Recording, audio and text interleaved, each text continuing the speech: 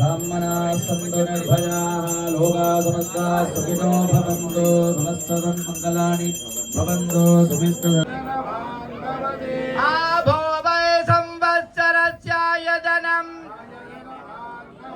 जये वंबेता प्रत्यवतिष्ठति कार्तिकेयाय विद्महे शक्तिगस्ताय धीमहि सकल भुवन सृष्टि तिथि संहार द्रोभवानुग्रह कारणस्य भगवतः महाबलि गजावलि समेत सुब्रह्मण्येश्वरस्य पादारविन्दयोगो सर्वे मनसावद्य मन्त्रपुष्पाञ्जलिं समर्पयामः।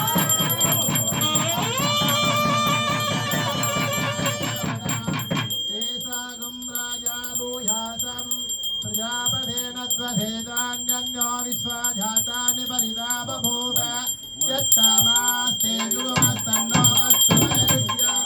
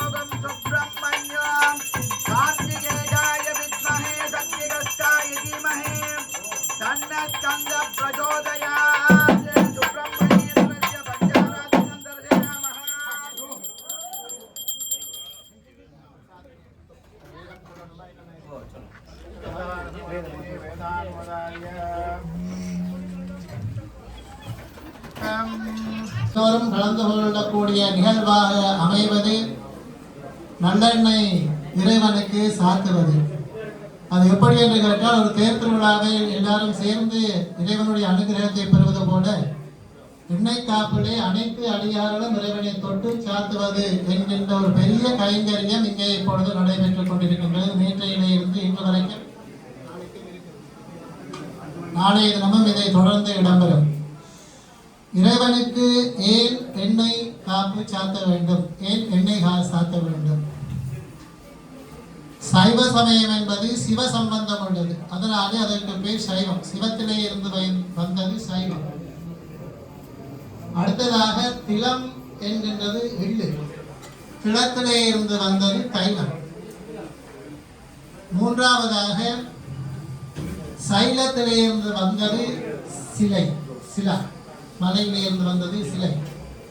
இப்படியாக இறைவனுடைய இந்த எண்ணெய் காப்பானது மூன்று விதத்திலும் சம்பந்தப்படுகின்றது. எப்படி என்று கேட்டால், சிலா விக்கிரமாக கருங்கலிலே இருந்து செய்யப்பட்ட இறைவனுக்கு எள்ளாலே செய்யப்பட்ட தைலத்தை சாத்துகின்றோம்.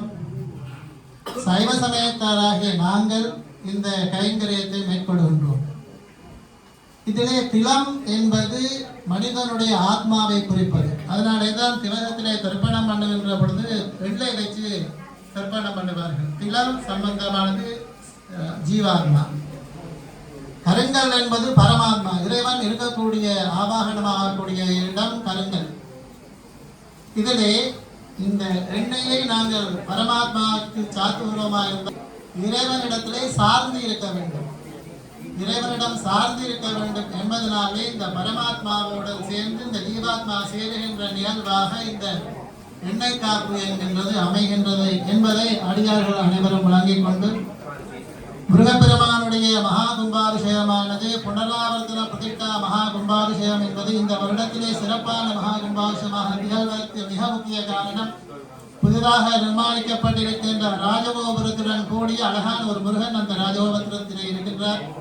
அந்த ராஜகோபுரத்துடன் கூடிய ஒரு ஆலயமாக இந்த மகா கும்பாபிஷேகமாக நிகழ இருக்கின்றார். ஒரு ஆலயத்தை நடத்துவதாக இருந்தால் அதை போல துன்பம் வேறு எதுவும் இல்லை. எத்தனையோ குறைகள் இருக்கும், எல்லாவற்றையும் தாங்க வேண்டும். உடல் நலம் பாதிக்கும், மனசு பாதிக்கும், மண் சொல் கேட்க வேண்டியவர், குறைகள் கேட்க வேண்டியவர், எப்பொழுதுமே நிறைகள் குறைவாக இருக்கும். என்றாலும் இறைவனுடைய திருவருள் ஒன்று இருந்தால்தான் அதை எதிர்த்து போராடி ஒரு இடத்தை சென்று அந்த ஆலயத்தை அமைத்து அதை வழிநடாத்த முடியும் என்பதையும் இந்த இடத்திலே சிந்தித்து கூறி இவர்களுக்கு சொல்லக்கூடிய எல்லா தகுதியும் எனக்கு இருக்கின்றது.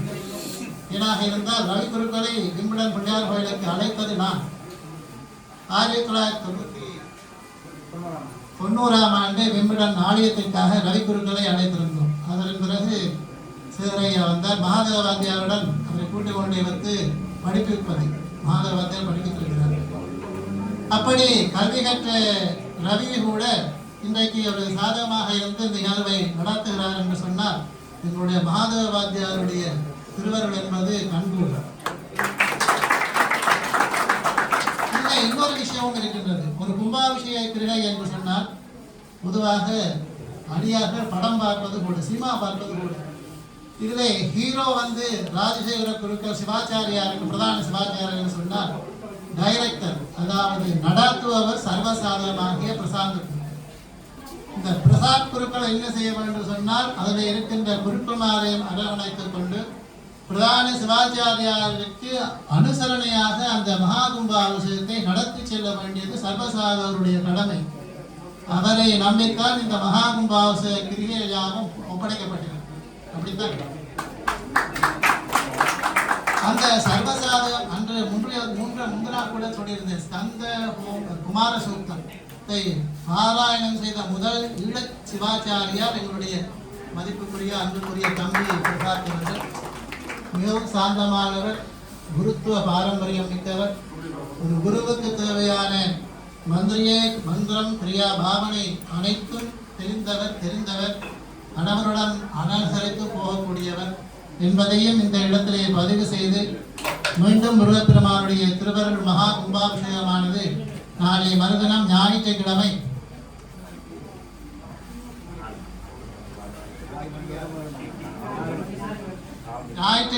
காலை 4 மணிக்கு கும்பாபிஷேகத்திற்கான கிரியைகள் ஆரம்பமாகும்.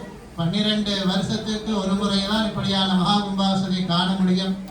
வடிவாக யோசித்து பாருங்கள். இப்பொழுது நாங்கள் வாழ்கிற வாழ்க்கை நாளைக்கு வாழ்வோமோ என்பதே பெரிய சந்தேகம்.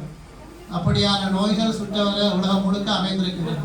அப்படி இருக்கின்ற பொழுது 12 வருஷம் வரையும் ஒவ்வொரு மகா கும்பாபிஷேகத்தை தொடர்ந்து ஒரு 4 மகா கும்பாபிஷேகத்தை காண்பவர்கள் எவ்வளவு பேர் பெற்றவர்கள்.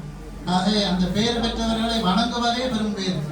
ஆக வயதானவர்கள் அதனால் தான் வணங்குவார்கள். ஏனாக இருந்தால் 4 கும்பாபிஷேகத்தை கண்டவர்கள் என்ற அந்த நிலையிலே முருகப்பெருமானுடைய திருவருளானது அனைவருக்கும் கிடைக்க பிரார்த்தனை செய்து கொண்டு எங்களுடைய ரவி குருக்கள் மற்றும் எங்கள் மதிப்புக்குரிய ஆட்சியை முதலிலே வந்து ஆட்சி ஆலயத்தை அமைத்து எங்களுடைய பூஜை செய்த சச்சிதானந்த குருக்கள் ரவி அண்ணா, எல்லாருக்கும் தலைவராக பிரம்மத்துவமாக நடத்துகின்ற கிளப்பாயுடன் இருக்கின்ற பிரதான சிவாச்சாரியராக இருக்கின்ற உமாண்ணா அவர்களுக்கும் சொல்லப்படாத அனைத்து பெரிய சிவாச்சாரியருடைய பாதங்களை பணிந்து எனக்கு இளையவர்களுடைய அனைவருக்கும் என்னுடைய ஆசைகளை தெரிவித்து மகா கும்பாபிஷேகமானது சிறப்பாக நடைபெற எல்லாம் வல்ல விம்புடன் விநாயகப் பெருமானுடைய திருவருளானது கிடைக்க பிரார்த்தனை செய்து கொண்டு மீண்டும் அனைவரையும் ஆசீர்வதித்து இத்துடன் நம பார்வதி பதையே. ஓம் யம் சௌம் ரம் பவசரவண ஈசானநேத்ரத்ரய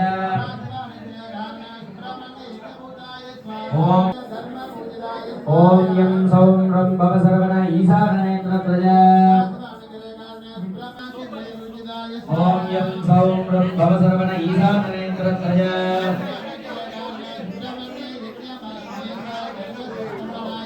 ஓம் யம் சௌம் ரம் பவசரவண ஈசானநேத்ரத்ரய ఓం యం సౌం బ్రహ్మ సరవణ ఈశాననేత్రత్రయ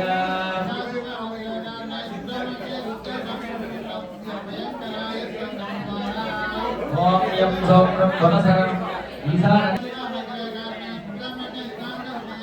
ఓం యం సౌం బ్రహ్మ సరవణ ఈశాననేత్రత్రయ ఈశాననేత్రత్రయ